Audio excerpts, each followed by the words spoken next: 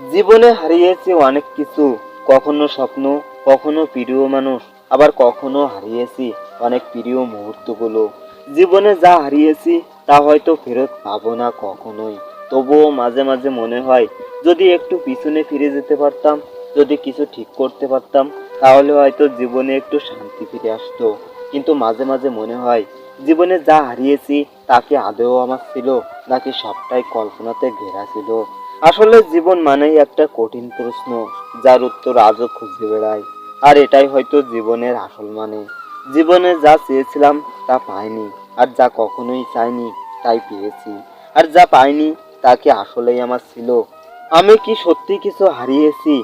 যদি জীবনের একটু পিছনে ফিরে যেতে পারতাম, তবে জীবনের যে চাওয়াগুলো অপূর্ণতা ছিল সেসব পূরণ করতে চাই।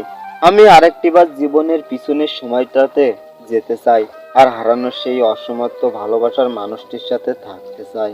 আমি হারিয়েছি, তবে বেঁচে থাকার শক্তি খুঁজে নেই প্রতিটি নতুন সকালে।